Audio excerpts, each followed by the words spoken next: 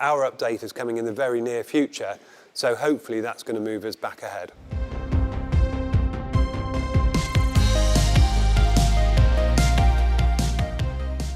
How does the sprint weekend preparation differ from a normal race weekend?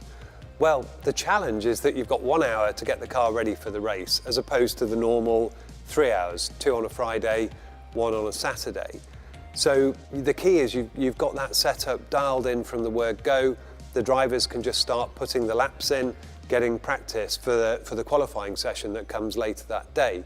Now, the way we do that is the work that we would normally do on track over Friday and Saturday gets done in the simulator. The drivers will be doing many more laps, going through test items there to try and end up with a qualifying and a race-ready setup that they can hit the ground running with. Now, the process we use, we're still evolving it because sprint races are relatively new, so we will look at the approach for this one, work out are there areas we can improve, we can refine it, to try and have a better performance at the next. What happened to George in the Sprint Shootout? Well, this was particularly frustrating because George was having a very good morning, much happier in the car than he was the day before. We'd already progressed into Q2, but as he was coming into the pit lane, he felt the steering strange. He let go of it.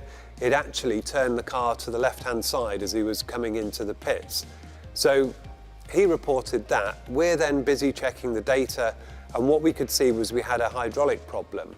Now, the tricky bit when you're then going into a race is how do you know which bit is causing the issue? You haven't got long to do a diagnosis. We're looking at the data trying to understand which bits might be implicated, and we actually ended up changing quite a few parts on the hydraulic side, giving a lot of work for the garage going into that sprint race. Now, happily, the car worked very well from there onwards, worked all the way through to the race on Sunday, completely reliably. So really good job by everyone in the garage to get it turned around. Good job on making sure we pick the right bits to change. But the long and short of it is we can't afford reliability issues like that. We need to be aiming to be 100% reliable everywhere we go. Was coming into the pits on the virtual safety car the right decision?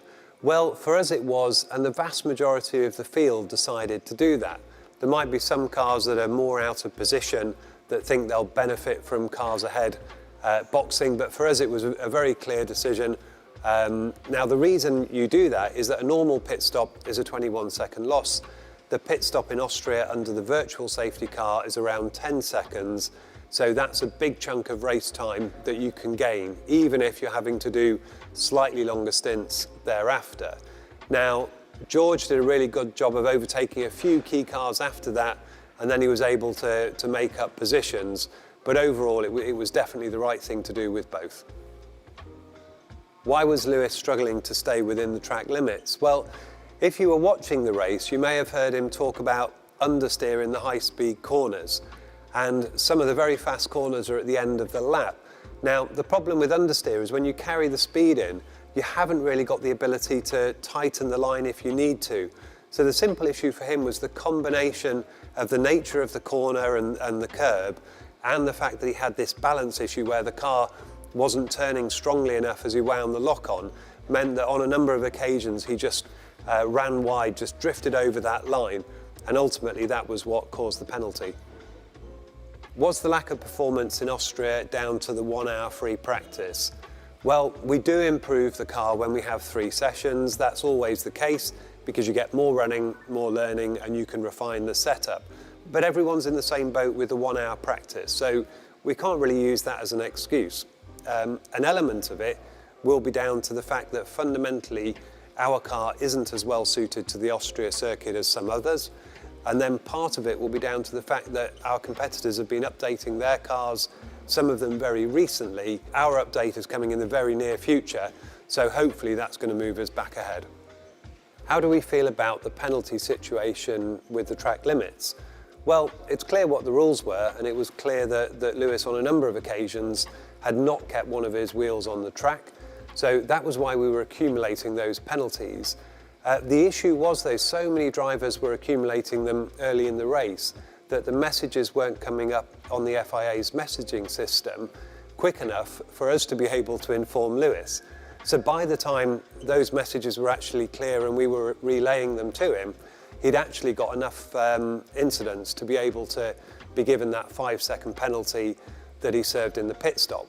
And then the added issue, when there was the protest and they reviewed it, was there were further ones, and on the later ones the penalty keeps going up and up, which meant that he had to take that 10-second penalty in the final race result.